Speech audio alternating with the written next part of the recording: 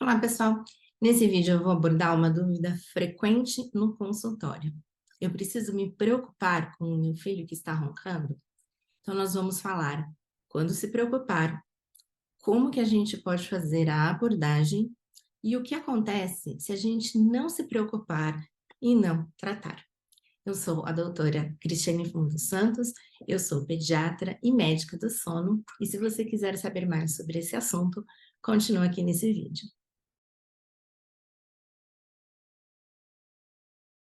Então vamos lá, pessoal. Quando que a gente precisa se preocupar com o ronco de uma criança? A pergunta que eu sempre faço no consultório é: em uma semana, ele está roncando mais vezes ou menos vezes? Não importa quantas vezes isso está acontecendo durante a noite. O importante é quantos dias isso está acontecendo na semana. Dias, noites, enfim, né? Tanto faz se isso está presente no ronco, no sono, perdão, diurno ou no sono noturno. Então, se o ronco ele estiver presente 3 vezes por semana ou mais, a gente já acaba considerando como um ronco habitual. E ronco habitual, a gente tem que se preocupar.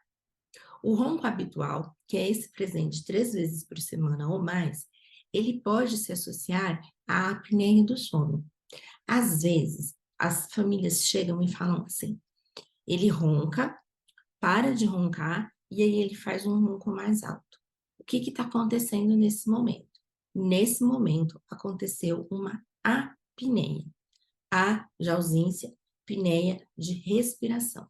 Então, a criança, ela fechou completamente a via aérea. Então, ela vinha roncando, a via aérea estava fechando, fechou completamente, e aí ela fez uma baita de uma força, que foi aquele momento em que o ronco veio mais alto, para voltar a abrir essa via aérea.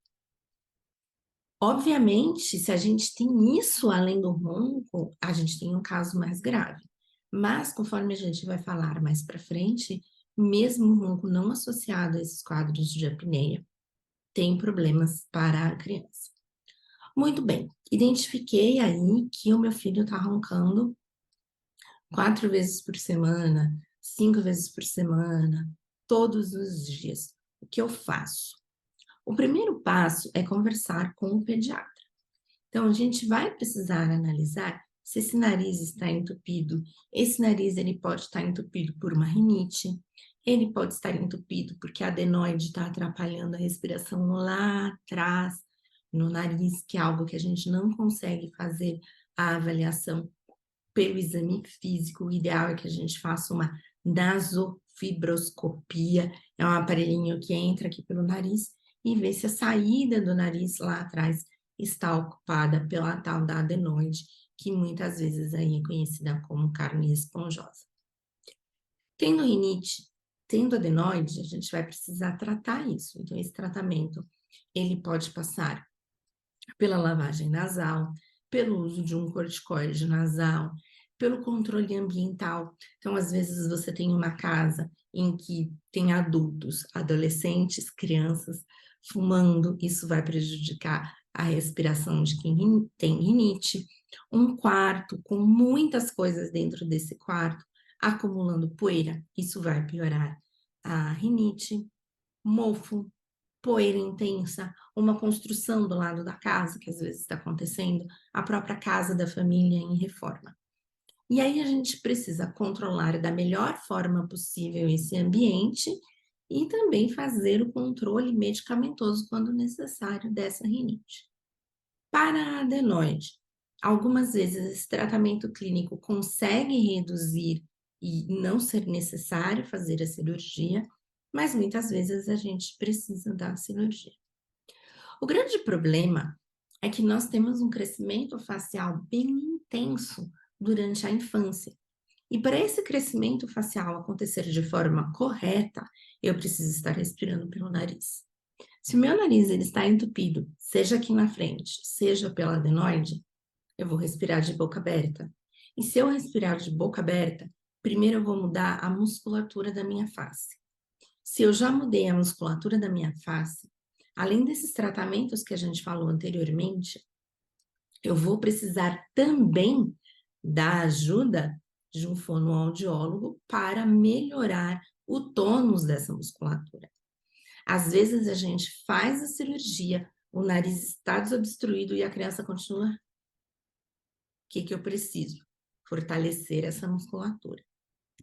Se essa respiração continuou acontecendo durante mais tempo, além da mudança da musculatura, eu vou ter mudança também dos ossos. E aí, na infância, nós temos a possibilidade de fazer um tratamento com os dentistas, os odontopediatras, utilizando um aparelhinho no céu da boca que vai simular aquilo que teria acontecido se a criança estivesse respirando pelo nariz. Então, quando a gente respira pelo nariz, o ar entra com facilidade e tem dificuldade de sair dessa região aqui, fazendo com que o seio maxilar, que fica aqui nesse ossinho, ele vá crescendo para baixo e para o lado. Se eu não estou respirando pelo nariz, eu vou continuar com esse seio paranasal assim, porque o ar não está entrando naquela região. O rosto vai ficar mais achatado e mais alto. Então, eu venho com o aparelho para fazer essa movimentação. Com o uso do aparelho, também eu vou ter modificações aqui da musculatura e a ajuda do fono durante esse tratamento ortodôntico também é muito bem-vinda para que a gente faça a reabilitação dessa musculatura. Em casos muito selecionados em pediatria, eu posso precisar chegar a usar o CPAP, que é um aparelho que a gente coloca uma máscara aqui para a entrada do ar, garantir a respiração dessa criança durante o sono. No adulto, a primeira linha de tratamento que a gente tem é esse aparelho. Nas crianças, isso é exceção. Quando que a gente vai usar isso? Quando eu tenho uma criança muito obesa, que eu já fiz todos os tratamentos anteriores e ela continua tendo apneia, ao mesmo tempo em que eu vou trabalhar para que ela tenha uma perda de peso, um ganho de peso de forma mais saudável, eu vou também garantir que ela consiga respirar durante o sono. Crianças com síndromes genéticas, a mais comum que a gente tem é síndrome de Down.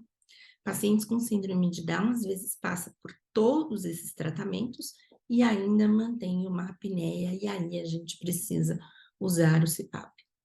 Mas lembrando que, no geral, quando a gente está falando de crianças sem outros problemas de saúde, o CPAP vai ser a nossa última linha de tratamento.